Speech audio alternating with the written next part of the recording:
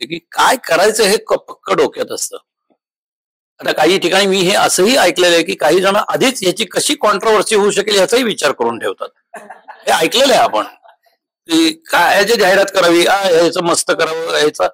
तर नाही, 6च महिन्यापूर्वी छत्रपती शिवाजी महाराजांचं निधन झालेलं आहे.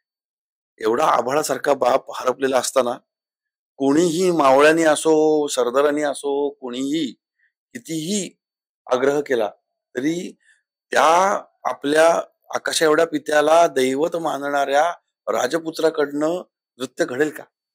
मला असं वाटतं की हे काही सिंगल मदर वगैरे असं नाही. अगं काहीही म्हण, पण ही स्त्रीवरच जबाबदारी असते. म्हणजे आज जरी कपल्स असतील ना तरी सुद्धा आपसूक ती स्त्रीकडेच जबाबदारी येते मुलांची. त्यामुळे मला असं वाटतं की इथे सिंगल पेरेंट असण्याचा काही संबंध तसा येत नाही. त्यात वेगळी काही तारेवरची कसरत आहे असं मला वाटत नाही. दोघंही जेव्हा काम करत असतात तेव्हा ती आई म्हणून जी जबाबदारी तिला घ्यावी लागते काही वर्ष, ती तिलाच घ्यावी लागते.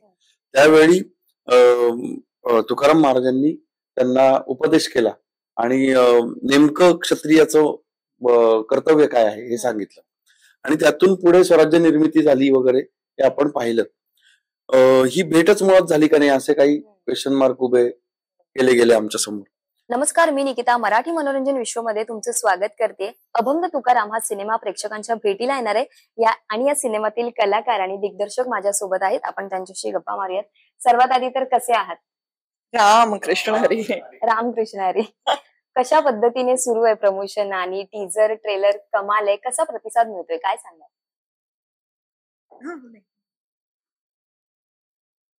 खूप छान चालू आहे प्रमोशन. आम्ही प्रयत्न करतोय की हा चित्रपट सगळ्यांच्या समोर जावा, सगळ्यांपर्यंत पोहोचावा. कारण अभंग तुकाराम या नावावरनं जरी तो आध्यात्मिक चित्रपट वाटला तरी तो आध्यात्मिक इतिहास आहे आपला सगळ्यांचा असं आम्ही म्हणतोय आणि तरुण पिढीपर्यंत यातला प्रॅक्टिकल भाग जो आहे अभंग गाथेतला तो जावा याच्यासाठी चित्रपटाची निर्मिती झाली आहे आणि त्या दृष्टीने या सगळ्या प्रमोशनची आखणी करण्यात आली आणि तसं प्रमोशन आम्ही करण्याचा प्रयत्न करतोय. आणि आतापर्यंतचे टीजर ट्रेलर गाणी म्हणजे अभंग जे अवधूत माऊलींनी अत्यंत जुन्या पारंपरिक तरी सुद्धा सातत्याने नवीन वाटणाऱ्या अशा चालींमध्ये बांधलेले आहेत. त्या सगळ्यांना खूप चांगला प्रतिसाद प्रेक्षकांकडनं येतोय आणि त्यामुळं अर्थातच लोकांपर्यंत हे पुन्हा पुन्हा घेऊन जाण्याचा हुरूप आमचा वाढतोय.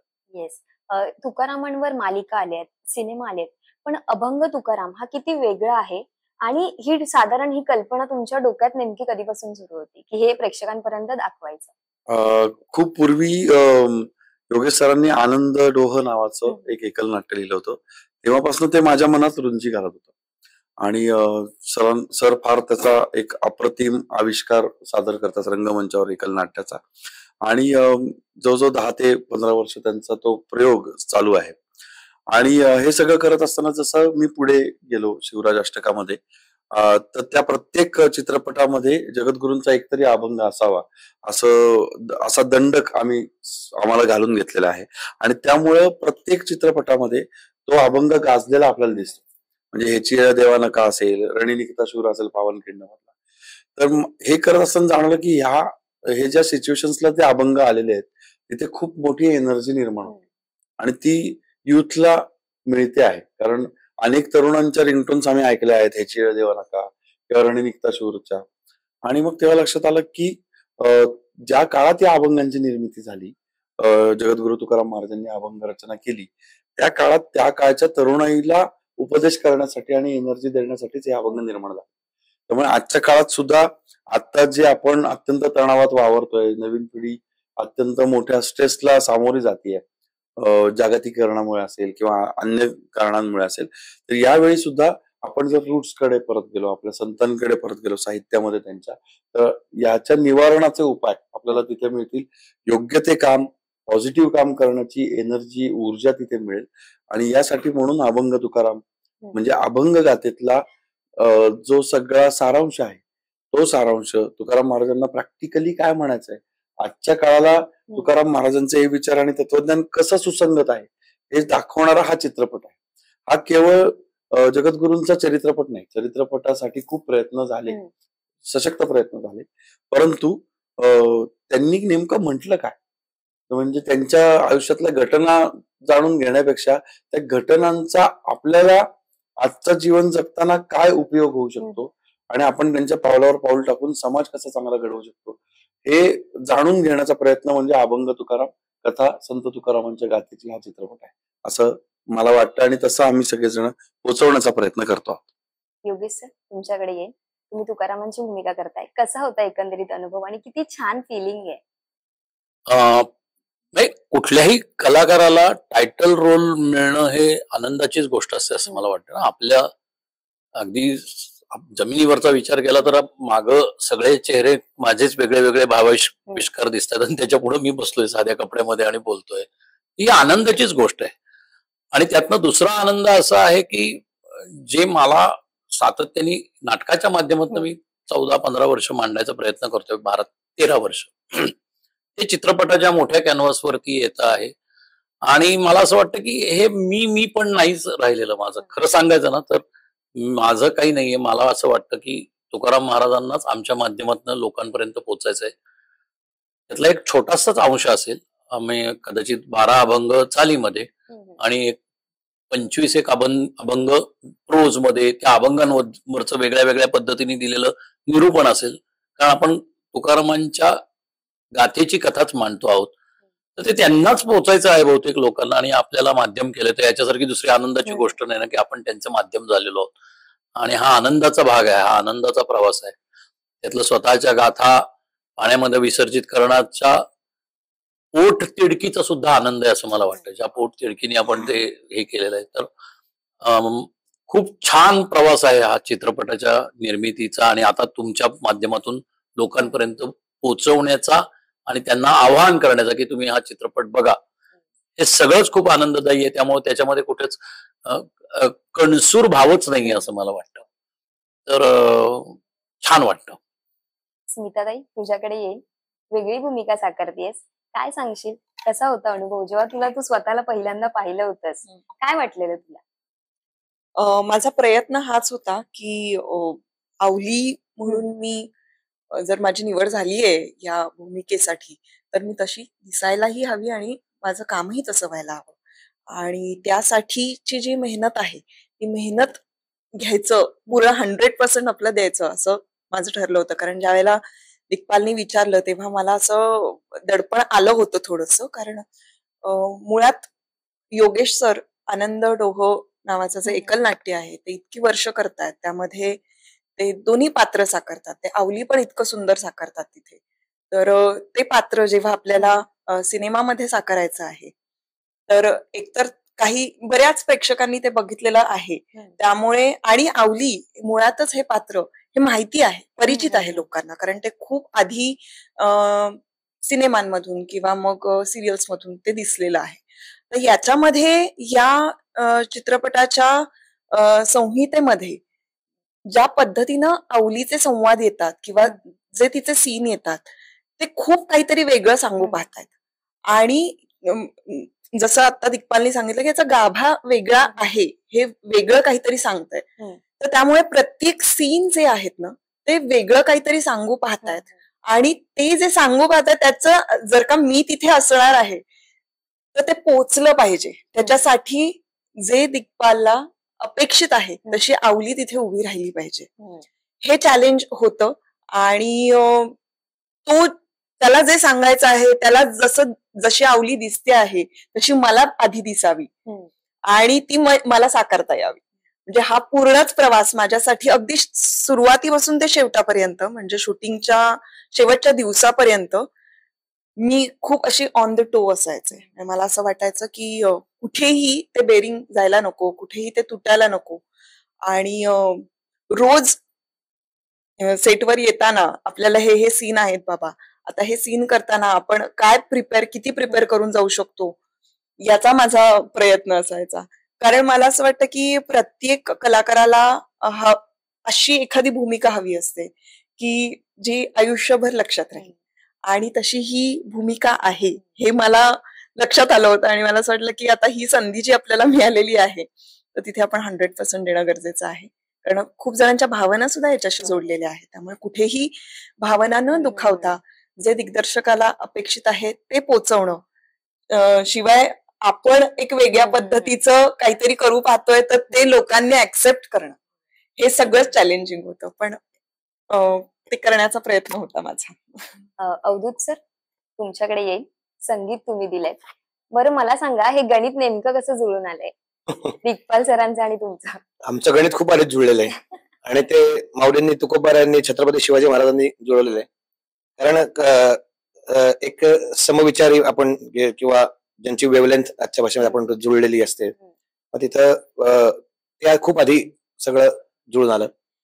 आणि मला खरं सांगायचं तर म्हणजे मला जे करायचं होतं काम, जे मला माझ्या पूर्वजांकडनं म्हणा किंवा गुरूंकडनं म्हणा, जे मिळालेलं आपल्याला मिळालेला वारसा जो आहे, ते पोहोचवण्यासाठीच एक खूप मोठं माध्यम, खूप मोठं एक व्यासपीठ मला दिग्पालने उपलब्ध करून दिलं आणि त्यासाठी मी त्याचं आयुष्यभर ऋणी आहे.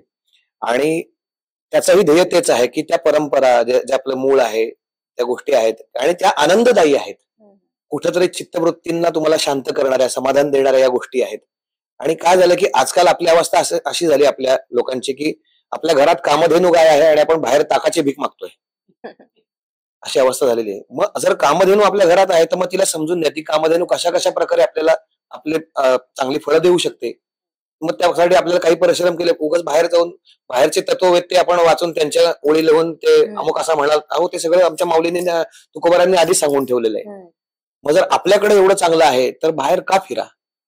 स्वतःच्या आतमध्ये डोकवण्यासाठी या सगळ्या गोष्टी खूप सहाय्य होतात. आणि म्हणून आम्ही जेव्हा काम करतो एकत्र, खूप छान पद्धतीने सगळ्या गोष्टी असतात त्याचं सांगणं. आणि मुळामध्ये एक असं आहे की त्याला काय पाहिजे या बाबतीत तो खूप क्लिअर आहे. त्यामुळे असं गंमत होती बऱ्याच वेळा की एखादी गोष्ट आपण सांगत असतो की आता या चित्रपटाच्या माध्यमातून सांगायचं झालं तर अभंग जवळजवळ 10 अभंग गाण्याच्या रूपामध्ये, गेय स्वरूपामध्ये त्याच्या पारंपरिक चाली आहेत. एक अभंग फक्त आपण स्वर्गीय आनंद मोडक सरांनी कंपोज केलेला जो अभंग आहे, राजा सुकुमार, चंद्रकांत काळे सरांच्या आवाजात तो पूर्वी झालेला आहे, तर तो अभंग त्यांचा आपण तो घेतलेला. बाकी जे 9 अभंग आहेत त्यातले बरेचसे अभंग पहिल्या वेळेत त्याच्या चाली फायनल झाल्या की वारकरी पारंपरिक चाली, शेकडो वर्ष जुन्या चाली आहेत, ज्या खेड्यापाड्यामध्ये गायल्या जातात, भजनामध्ये आणि कीर्तनामध्ये गायल्या जातात, तर आणि लोकप्रिय झाली आहेत त्या. तर त्या इतर कसं आहे की शहरी भागामध्ये किंवा इतर संप्रदाय सोडून इतर लोकांना त्या बऱ्यापैकी माहिती नाहीयेत. उदाहरणार्थ सुंदर ते ध्यान हा अभंग असेल, जेथे जातो तेथे असेल, आनंदाचे डोहे असेल, बोलावा विठ्ठल असेल, याच्या पारंपरिक चालींचा गोडवा खूप वेगळा आहे. अर्थात ज्यांनी हे काम केलं असेल, लता दिदी असतील, भीमसेनजी असतील, किशोरताई असतील, ही सगळी मंडळी यांनी खूप मोठं काम केलेलं आहे. पण इकडं काय गंमत आहे, वारकरी गायकीचं एक वैशिष्ट्य आहे वेगळं. लता दिदीने जेव्हा सुंदर ते ध्यान अभंग गायला, त्याचं ध्रुपद त्यांनी सुंदर ते ध्यान हेच ठेवलेलं आहे. पण वारकरी परंपरेमध्ये गाताना, तो अभंग गाताना सुंदर ते ध्यान उभे विटेवरी, पण त्याचं ध्रुपद असतं तुळशी हार गळा कासे पितांबर. ज्ञानियांचा राजा आपण भीमसेनजींच्या आवाज ऐकलेला आहे, तर ज्ञानियांचा राजा वारकरी परंपरेमध्ये गाताना ज्ञानियांचा राजा गुरु महाराव म्हणती ज्ञानदेव तुम्हायसे, मज पामरासी काय थोरपणा, पायीची वाहन पायीवर. तर हे दुसरं चरण ध्रुपद असतं. आणि दुसरी गंमत आहे की शेवटच्या चरणाची चाल बदलली जाते. तुका म्हणे, नामा म्हणे, ज्ञानदेव म्हणे, ह्या ज्या नाममुद्रेच्या चरण आहेत त्याची चाल बदलली जाते. ही त्याची वैशिष्ट्य आहेत. आणि मला वाटतं की ते या माध्यमातून पोहोचवण्याची संधी मोठी दिग्पालने उपलब्ध करून दिली. आणि खरं सांगायचं तर मी हमाल काम केलेलं आहे. कारण तुकाराम महाराजांच्या शब्दात सांगायचं तर फोडिले भांडार धन्याचा हा माल, मी तो हमाल भारव आहे. मी फक्त ते तिथपर्यंत आणण्याचं काम केलंय आणि त्याला सगळ्यांची साथ मिळाली. अर्थात हे सगळं भगवंत करून घेतो आमच्या हातनं, ही आमची अगदी मनापासूनची भावना आहे. खूप छान वाटतं त्यांच्याशी बोलताना, खरंच एकदम असं स्पष्ट वाणी आणि कमाल वाटतं. योगेश सर, तुमच्याकडे येईल मी. संत तुकारामांची भूमिका, पहिला दिवस तो जेव्हा तुम्ही पेहराव केलात, तुम्ही आलात सेटवर, एकदम असं भक्तिमय वातावरण झालं असेल, यात काही शंकाच नाही. पण कसे असतात ना, हे असे ऐतिहासिक किंवा असे संतपट जे असतात ना, ते विषयाने खूप असे सेन्सिटिव्ह असतात. म्हणजे काही लोक कशी असतात की ते म्हणजे काहीही वाईट किंवा असं म्हणू शकतो, काही लोक लगेच ती गोष्ट जिव्हारी किंवा मनाला लावून घेतात. तर ही सगळी अशी भूमिका करताना किती चॅलेंजेस असतात, तुम्ही स्वतः किती प्रिपेअर असता या गोष्टीसाठी? माझ्यापेक्षा हेच उत्तर दिग्पाल जास्त चांगलं देईल याला. कारण एखादा सिनेमा करतानाची जी संपूर्ण प्रक्रिया असते त्याच्यामध्ये आता त्याच्याबरोबर 2-3 चित्रपटात कामं केलेली आणि वारंवार चर्चा झाल्यामुळे मी नक्की सांगतो की चित्रपट कागदावर उतरत असतानाच आपल्याला जे आता अवधूत माऊली म्हणले की काय करायचं हे पक्क डोक्यात असतं. आता काही ठिकाणी मी हे असंही ऐकलेलं आहे की काही जण आधीच याची कशी कॉन्ट्रोवर्सी होऊ शकेल याचाही विचार करून ठेवतात. हे ऐकलेलं आहे आपण की काय याची जाहिरात करावी, याचं मस्त करावं याचा. तर नाही, मला हे प्रेक्षकांपर्यंत पोहोचवायचं आहे आणि त्याच भावनेनी पोचवायचंय ज्या भावनेने आम्ही चित्रपट करणार आहोत. तीच भावना त्यांच्या मनातही यावी, कारण ही आदराची स्थान आहे. ही मगाशी तू म्हणालीस तसं की काही जणांच्या जीवावरही लागू शकतं आणि हे पाप आहे. जर एखाद्या सिनेमाच्या बाबतीत असं होत असेल आणि हे होत असेल तर हे पाप आपल्या हातून घडू नये, यासाठी खूप अभ्यास करून हे केलं जातं. म्हणजे अगदी छोटस उदाहरण की समजा याच्यातल्या अभंगांमध्ये आता अगदी छत्रपती शिवाजी महाराजांना याच्यातनं तुकाराम महाराज जे मार्गदर्शन करतात त्याच्यामध्ये की ज्या गोष्टी मलाही नव्याने कळल्या. माझा कधीच असं म्हणणं नाही की कोणीच भक्ती मार्गावरचा परिपूर्ण नसतो, अभ्यासाच्याही बाबतीत आणि अनुभवांच्याही बाबतीत. तसं अभ्यासाच्या बाबतीत कधीच नव्हतं. त्या मला नव्याने या गोष्टी कळल्या की गनिमी काव्याच्या संदर्भातही मार्गदर्शन करणारे अभंग हे तुकाराम महाराजांनी लिहिलेले आहेत. मग जेव्हा डॉक्युमेंटेड पुरावेच आपल्याकडे असतात आणि हे सगळं जर अशा पद्धतीने केलेलं आहे किंवा पाईकाचे जे अभंग आहेत तो एक अख्खा वेगळा सेक्शनच आहे याच्यामधला की ज्याच्यामध्ये शिवाजी महाराजांच्या सैन्यामध्ये तरुणांनी का जावं, वेगळ्या गावकऱ्यांनी का जावं, शेतकऱ्यांनी कुणब्यांनी का याच्यामध्ये ह्या स्वराज्याचा ही पालखी का नेली जावी, याचे जेव्हा अभंग लिहिलेले आणि असे अभंग जेव्हा सापडतात त्यावेळेला मला असं वाटतं की त्यातल्या प्रत्येक गोष्टीचे पुरावेच आहेत. आणि म्हणूनच मला असं वाटतं की कालच आम्हाला याचं अनकट यू सर्टिफिकेट मिळालेलं आहे या चित्रपटाला, की जेव्हा की चित्रपटांच्या नावापासून ते चित्रपटांमधल्या कंटेंट पासून अनेक जण ऑब्जेक्शन घेतात, अनेक. तर त्यावेळेला सेन्सॉरही खूप यांनी बसलेलं असतं ना की विचारपूर्वक प्रत्येक असा चित्रपट की काही स्टेटमेंट करणारा चित्रपट. अभंग तुकाराम हा नुसता इतिहास सांगणार नाही, हा इतिहासासंदर्भात काही स्टेटमेंट करणारा सिनेमा आहे असं मला स्वतःला वाटतं. मराठी मातीतून आलेला काही स्टेटमेंट करणारा हा सिनेमा, तर तो त्याच जबाबदारीने केला जातो आणि दिग्पाल ती जबाबदारी पूर्ण पार पाडतो. त्याच्याबरोबर म्हणजे त्याला आमचं एक संघटित स्वरूप आहे हा आमचा जेव्हा चमू असतो त्यावेळेला. पण त्यातल्या शब्दाच्या माग व्यवस्थित विचार करून त्याच्या पूर्ण पुराव्यानी, जसं ते दिग्पालच सांगेल मला असं वाटतं की कशा पद्धतीने आम्ही एखादी संहिता रचतो आणि त्याच्यावरती विचार करून करतो, त्याबद्दल दिग्पाल जास्त चांगलं बोलेल. पण खूप जबाबदारीने हा सिनेमा केला जातो असं मला वाटतं. तर तुमच्याचकडे येईल. खरं तर आजपर्यंत तुम्ही जे चित्रपट दिलेत ना ते कमालीचेच आहेत. म्हणजे सगळे आध्यात्मिक, ऐतिहासिक, संतपट असे आहेत. तर तुम्ही स्वतः किती तयार असता या गोष्टींसाठी? आणि त्यांना जसं मी विचारलं त्याच्यावर तुम्ही बोलला. तयार असतो म्हणजे ज्याला आपण म्हणतो सेन्सिटिव्ह विषय असतात ना हे. तर हे सगळे सेन्सिटिव्ह विषय असले तरी मुळात आम्ही जसं सर म्हटले तसं हे ठरवलं की जे खरं आहे ते सांगायचं आणि मग त्याच्यामध्ये कुठली भीडभाड बाळगायची नाही. अर्थात या सगळ्याला पुरावे असले पाहिजे. म्हणजे आपण आजपर्यंत शिवाजी महाराजांची आणि तुकाराम महाराजांची भेट झाली, त्यावेळी शिवाजी महाराजांचं वय हे साधारण टीनेजर म्हणतो आपण त्याला, 17-18 अशा स्वरूपाचं होतं. आणि मग तुकाराम महाराजांचं वैराग्याचं तेज पाहून त्यांनाही वैराग्य प्राप्त झालं आणि त्यांनी या सगळ्यातनं, राजकारणातनं आणि स्वराज्य स्थापनेतनं संन्यास घ्यायचं ठरवलं. त्यावेळी तुकाराम महाराजांनी त्यांना उपदेश केला आणि नेमकं क्षत्रियाचं कर्तव्य काय आहे हे सांगितलं आणि त्यातून पुढे स्वराज्य निर्मिती झाली वगैरे हे आपण पाहिलं. ही भेटच मुळात झाली का नाही असे काही क्वेश्चन मार्क उभे केले गेले आमच्या समोर. तर त्यावेळेला आम्ही जो रिसर्च करत होतो, खूप चांगली रिसर्च टीम माझ्या बरोबर काम करते. त्याच्यामध्ये मार्गदर्शक जर म्हणायचं झालं तर प्रसिद्ध कीर्तनकार सचिनदादा पवार आहेत किंवा देहूचे प्रशांत महाराज मोरे जे स्वतः तुकारामांचे वंशज आणि अभ्यासक आहेत तुकोबांचे, डॉक्टर सदानंद मोरे आहेत. तर अशा सगळ्यांचं मार्गदर्शन घेत आम्ही ते करतो आणि मला आनंद याचा वाटतो की जसं ऋग्वेद सोमण आमचा जो माझा असिस्टंट आहे, सरांचा मुलगा, तर सरांचा मुलगा हा क्रायटेरिया नाही, त्याचं वाचन हा क्रायटेरिया आहे. हा तर क्रायटेरिया हा की त्याचं उत्तम वाचन आहे आणि तो त्याला मला असं छान वाटलं की आज त्याचं वय जे काय 25-26 वर्षाचा मुलगा तो, आणि मी जेवढा बुडून जातो मला जी किक बसते म्हणतो ना की अरे हे सापडलं, हे सापडलं, हे सापडलं, आणि मी ना असं वेड्यासारखं या सगळ्यांना सांगत असतो, तुम्हाला माहिती का ते असं असं होतं, आणि तेच तो करतो जेव्हा माझ्या बरोबर की दादा तुला माहिती का हे असं.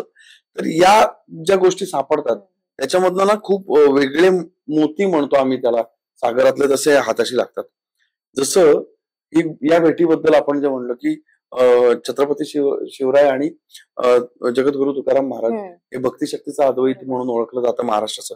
तर त्यांची भेट जी आहे ती बॉम्बे प्रेसिडेन्सीच्या गॅझेटमध्ये नोंदलेली आहे, आणि त्याच्यामध्ये त्याचं पुन्हा जे सेक्टरचं जे काही डॉक्युमेंट असतं त्याच्यामध्ये हेही लिहिलेलं आहे की चाकणच्या मुघलांनी त्यावेळी त्या कीर्तनाच्या वेळी हल्ला केला, आणि त्या हल्ल्यामधनं पंढरपूरच्या विठोबाच्या साह्याने तुकाराम महाराजांनी शिवाजी महाराजांना वाचवलं, असं इंग्रजांनी नोंदलेलं आहे. 1885चं गॅजेट आहे. तर हे जे डॉक्युमेंट आहे, हे डॉक्युमेंट जेव्हा तुमच्या हाताशी असतं तेव्हा मला कोणालाही घाबरायची गरज नसते. कारण म्हणजे हे मी तुम्हाला सांगतोय ते ज्याला आपण गॅझेट म्हणतो, गव्हर्नमेंटचं ऑथेंटिक डॉक्युमेंट असतं, त्याच्यात नोंदलेलं आहे, नोंदणी आहे. ती नोंदणी इंग्रजांपासून चालत आलेली. हैदराबाद गॅझेटमध्ये आम्हाला वैकुंठ गमनाचे पुरावे सापडले. या सगळ्या गोष्टीमधनं आम्ही ते मांडत जातो, आणि मग याला आम्ही सगळे संप्रदायातले आहोत. माझ्या घरी वारी होती, सरांनी वारी केलेली आहे, अवधूत तर चक्क माऊलींच्या घरातला आहे, स्मितानी वारी केली आहे. तर आम्ही सगळेजण या संप्रदायातले आहोत आणि ती श्रद्धा ठेवून आहोत, आणि मग आमच्या श्रद्धा अधिक बळकट होतात. आणि मला असं वाटतं या श्रद्धा जसं आम्हाला जगायला मदत करतात तसं पुढच्या पिढीतल्या तरुणांनाही जगायला मदत करतील, त्यांच्या करिअरमध्ये मदत करतील, त्यांच्या व्यवसायात मदत करतील, त्यांच्या रिलेशनशिप्स मध्ये मदत करतील, आणि त्यामुळं एक बळकट समाज तयार होईल. याकरता या चित्रपटांची योजना आहे, आणि त्याकरता आम्ही सबळ पुराव्यांनिशी ते मांडतोय. नीताताई तुझ्याकडे येईल. एक अवनीची भूमिका साकारतेस. संसार रूपी जो गाडा आहे तो आम्हाला पूर्ण चित्रपटात पाहायला मिळतोय. सो या चित्रीकरणाच्या वेळी तुला किती गोष्टींना काही म्हणजे फेस करावं लागलंय, किंवा किती चांगल्या गोष्टी तू यातून शिकलीयस, काय सांगशील त्याच्याबद्दल? मला एक खूप गंमत वाटते, ते म्हणजे मी लहान असताना माझं आजोळ हे बीड जिल्ह्यातलं आहे, आणि मला आठवतंय की तेव्हा मी जायचे ना तेव्हा लाईट सुद्धा नव्हते. असं ते एक छोटंसं गाव आहे, आणि त्या गावामध्ये अजूनही मी तिकडे गेले ना की तिथल्या ज्या आजी आहे आणि आता पणजी, तर त्यांची ती नथ आणि त्यांची ती साडी वगैरे, मला याचं प्रचंड आकर्षण होतं. आणि त्यावेळेला ते तिकडे ना अशी छोटीशी अशी कळशी असते, त्याला काय म्हणतात मला माहित नाही, त्यांनी पाणी आणणं वगैरे असे प्रकार ना मी त्यावेळेला तिकडे केलेत. नंतर नदीवर जाऊन ते कपडे धुवायचे, त्याचं एक मला वेगळं आकर्षण असायचं, मला मी बघायला जायचंय.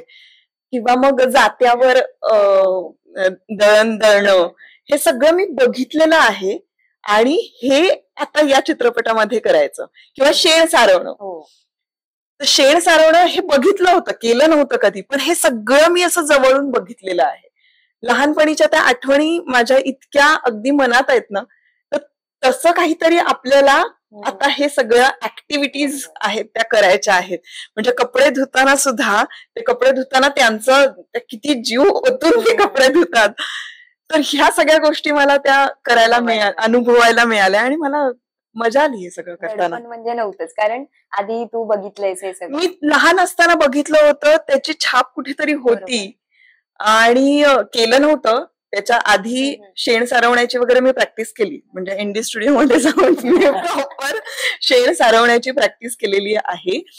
कारण ते सारवण्याची सुद्धा वेगवेगळं त्याचे प्रकार आहेत, आणि त्याप्रमाणे ते काय म्हणतात त्याला, जे शैव आहेत ते आडव्या पद्धतीने सारवतात, आणि वैष्णव जे ते उभ्या पद्धतीने सारवतात. तर हे सगळे वैष्णव असल्यामुळे सारवणं पण त्या पद्धतीचं आहे, अशी माहिती घेऊन आम्ही तो एक प्रकार करण्याचा प्रयत्न केला.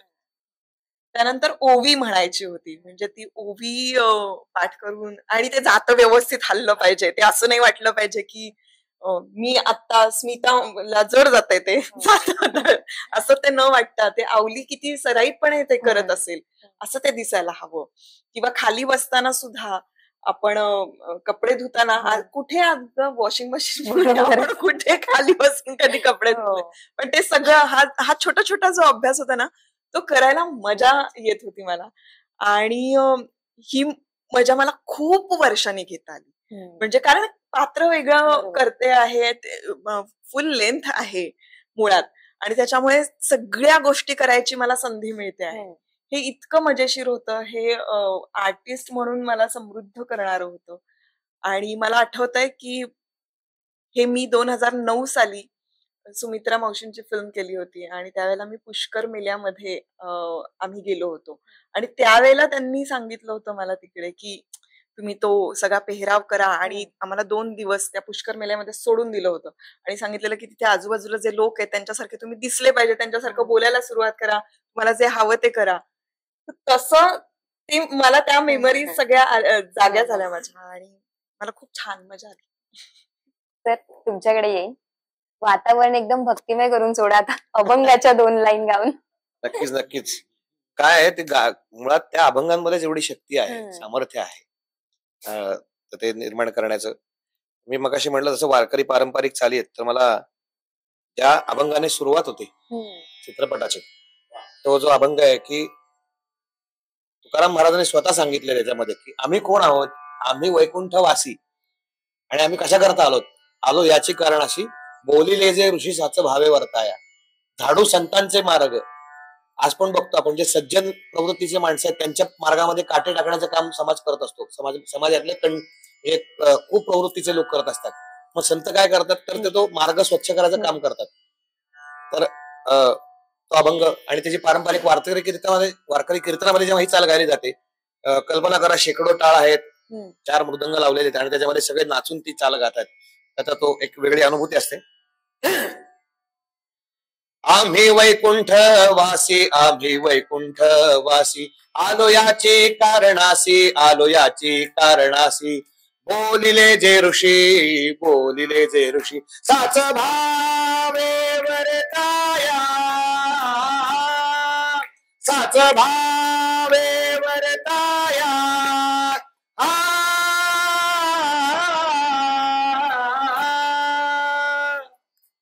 आणि या शेवटचं चरण गायल्यानंतर वारकरी कीर्तन परंपरेमध्ये असं आहे की नामगजर करून पुन्हा याची वेगळी चाल गायली जाते. पण आपल्याकडं आता कसं आहे, आपल्याकडं चित्रपटामध्ये वेळेचं बंधन असतं आणि त्या प्रसंगानुरूप त्याचं त्या पद्धतीने ते निर्माण करणं हे बंधन असतं. तो या चित्रपटामध्ये शेवटी नामगजर आपण केलेलाच आहे पांडुरंग हरीचा.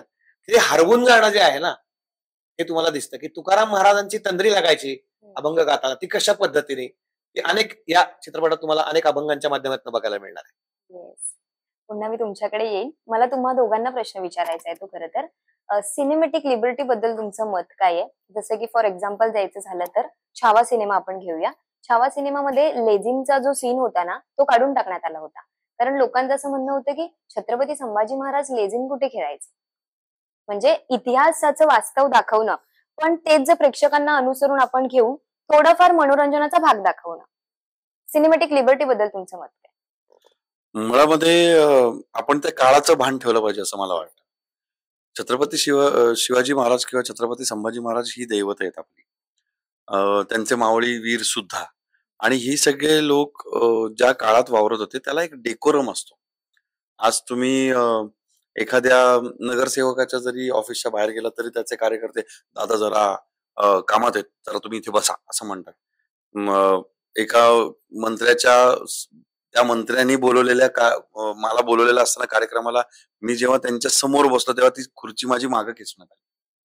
हा डेकोरम जर आज पाळला जात असेल तर 350-400 वर्षापूर्वी तो डेकोरम नक्की असणार आहे. तर त्याचं भान आपण सगळ्यांनी ठेवलं पाहिजे. छत्रपती संभाजी महाराज लेझिम खेळले नसतील का? खेळले असतील, कारण तो महाराष्ट्राचा मर्दानी खेळ आहे. परंतु ते खेळत असताना प्रसंग कुठला आहे, त्याचं तारतम्य काय आहे, याचा विचार केला गेला पाहिजे असं मला वाटतं. लिबर्टी घेत असताना आपल्याकडे आता आम्ही जेव्हा ऐतिहासिक चित्रपट बनवतो त्यावेळी दुर्दैव काय आहे की आपल्या लोकांनी खूप कमी लिहून ठेवलं. त्यामुळे मी फिल्म मेकरची अडचण नक्की समजतो, कारण मी सुद्धा त्यातनं जातो बऱ्याचदा, की अनेक ठिकाणी इतिहास मुका होतो, तो सांगत नाही आपल्याला काही की हे कसं घडलं होतं. त्यावेळी हे जे तत्कालीन डेकोरमचे पार्ट आहे त्याचे बिंदू तुम्हाला सापडतात आणि त्या बिंदू जोडण्यासाठी तुम्हाला लॉजिक वापरावं लागतं, कलात्मक स्वातंत्र्य घ्यावं लागतं.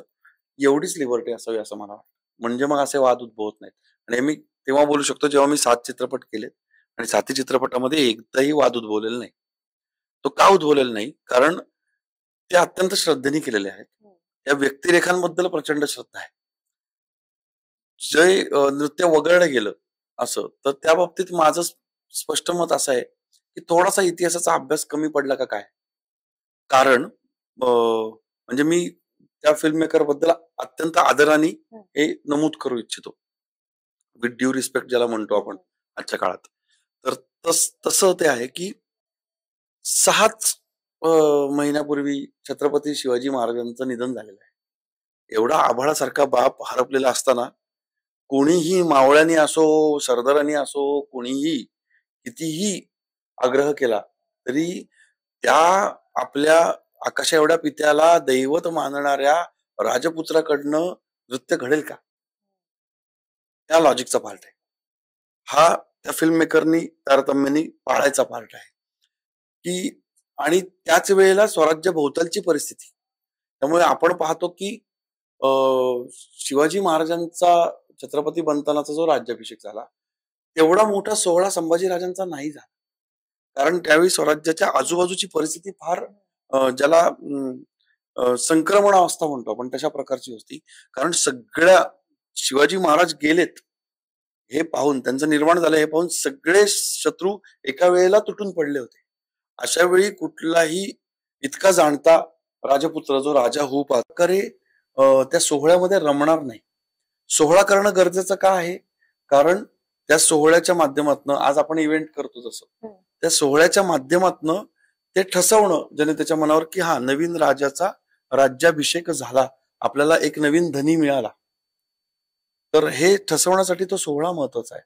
परंतु त्या सोहळ्याबरोबर आजूबाजूच्या परिस्थितीचं भान ठेवून संभाजी महाराजांनी तो छोट्या प्रमाणात केला. त्यांचा जाणतेपणा त्याच्यातनं दिसतो छत्रपती संभाजी महाराजांचा. तर त्यांना आपण नाईव नाही का करत ह्याच्यातनं? त्यांच्या व्यक्तिमत्वावर कुठेतरी प्रश्नचिन्ह उभं राहिलं असं नाही का आपण करत? हा तारतम्याचा भाग हा चित्रपटकर्त्यांनी बाळगला पाहिजे असं आम्हाला सगळ्यांना वाटतं. आणि त्याकरता अभ्यास, त्या काळच्या परिस्थितीचं भान, त्याला जोडणारं लॉजिक, कारण ते त्या अभ्यासात नाही येतं. तुम्हाला त्या सणावळ्या माहिती असणं, माहिती नसतील तर त्या माहिती करून घेणं, त्याच्या नोंदी करणं. तुम्ही बघितलं तर आमचं एक रिसर्च बुक तयार करतो आम्ही चित्रपटाच्या आधी, जे चित्रपटाच्या सेटवर पण असतं. जवळजवळ 600 ते 700 पानांचं कमीत कमी आणि 2000 पानातलं अधिक असं झालेलं आहे आतापर्यंत. प्रत्येक सिनेमाचं रिसर्च बुक मी दाखवू शकतो.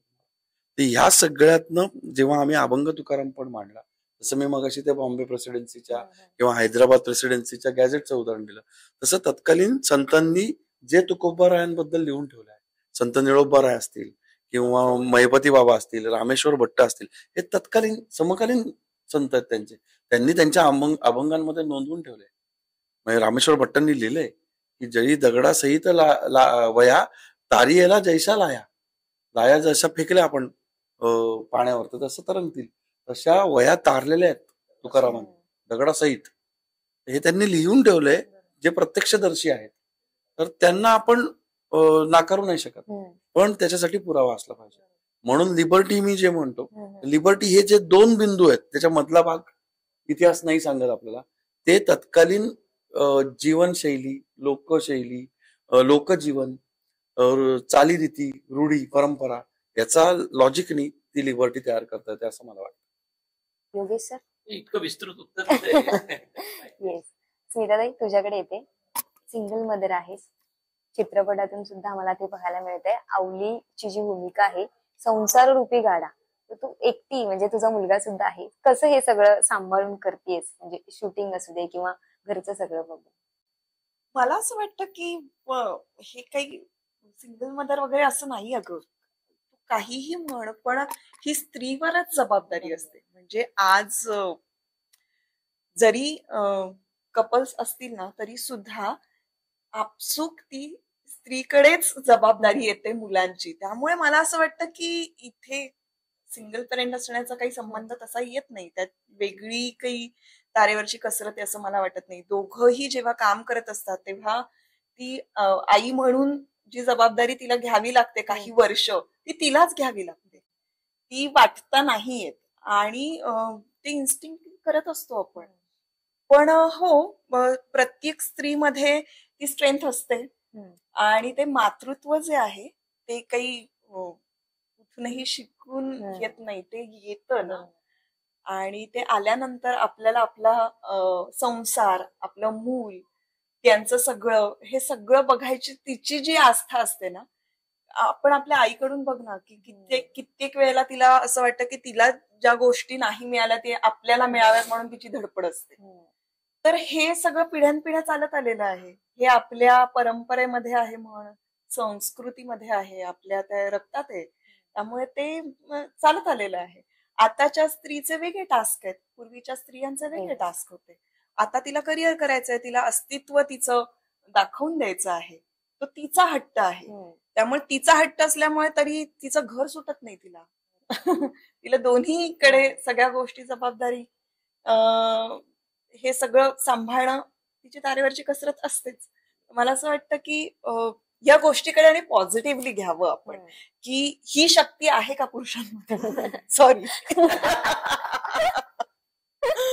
ही आहे, तिला ती मिळालेली आहे. तर मग तिने त्याचा पुरेपूर उपयोग करावा आणि ही पॉझिटिव्हिटी द्यावी. असं म्हणतात ना, स्त्री हे समाजाचा केंद्रबिंदू आहे. का? कारण ती शिकते, ती जेवढी सकारात्मक असते तेवढं तिचं कुटुंब घडतं. कुटुंब जिथे घडतं तिथे गावं, शहर घडतात आणि अल्टिमेटली आपला देश घडत असतो. तर त्यामुळे तिने स्ट्रॉंग राहणं गरजेचंच आहे. तर याच्यामध्ये कुठल्याही प्रकारचं मला असं वाटतं आपण उगाच असे काही लेबल्स लावून आणि आपल्याला ऐक बिचारे आपण असं काही करायची गरज. आवली आणि जिजाऊंचा सीन याच्यामध्ये घडतो. कारण आवली म्हणजे जिजाई, आवलीचं नाव हे जिजाई आहे आणि जिजाबाईंचं म्हणजे सेम नाव.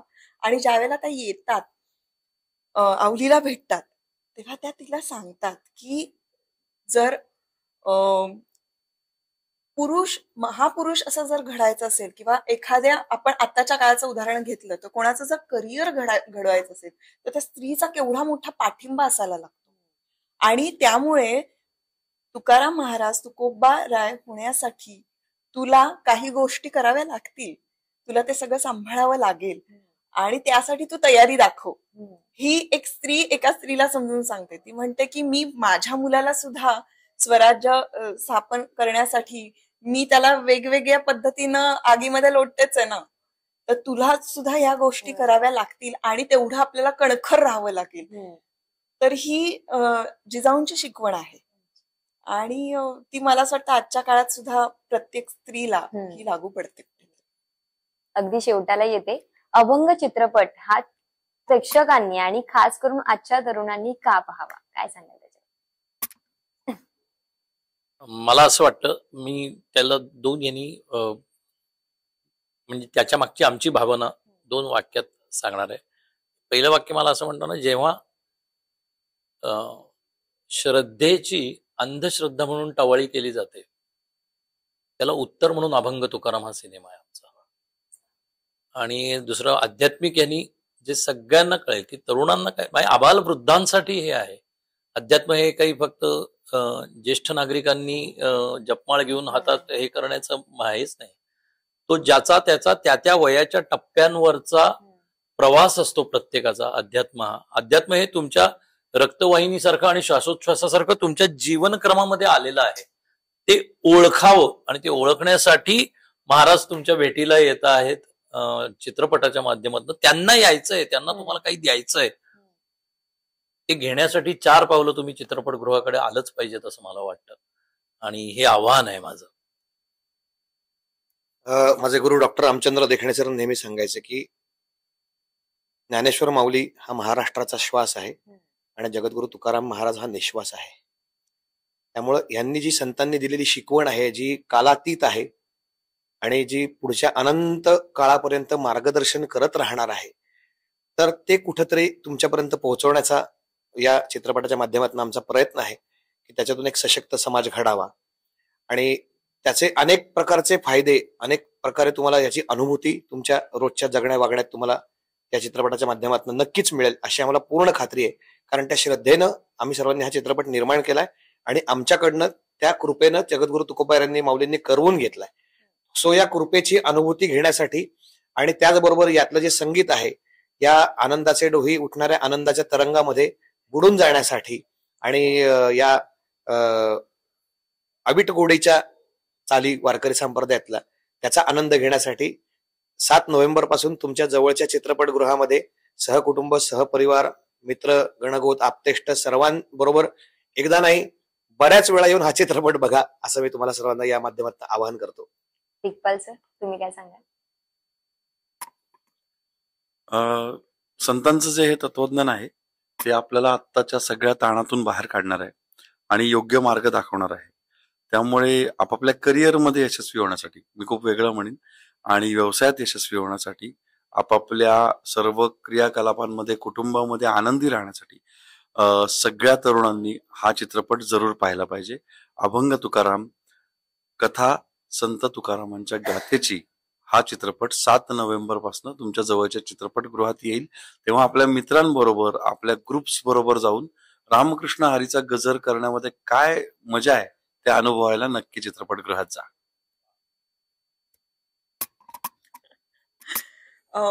आता आई आहे मी म्हणून मी हो. सांगते की संत तुकारामांची गाथा आणि अभंग हे आजच्या जर आपल्या पिढीला किंवा आपल्या मुलांना जर सांगायचं असेल तर काय आपण याच्या गोष्टी सांगत नाही की नाही.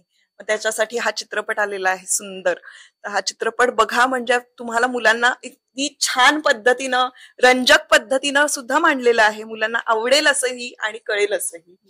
तर हा चित्रपटगृहामध्ये जाऊन मुलांना घेऊन, संपूर्ण कुटुंबाला घेऊन जाण्याचा हा चित्रपट आहे. खरं तर हे पालकांसाठी, पालक असं ना शोधत असतात की आम्ही मुलांना घेऊन कुठले चित्रपट दाखवू. तर त्यामुळे मी तर सांगेन की ही संधी अजिबात चुकवू नका. आणि 7 नोव्हेंबरला रिलीज होतोय ना, तर 7, 8, 9 मध्ये जास्तीत जास्त जाण्याची तुम्ही गर्दी तिथे करा. कारण काय होतं की मराठी चित्रपट हे पहिले आठवडाभर जितके बघितले जातात तेवढे आपल्याला थिएटर्स अवेलेबल. त्यामुळे लवकरात लवकर चित्रपट बघा. 7 नोव्हेंबरला रिलीज होते तर बघूया असं करू नका. तो तेव्हाच बघा.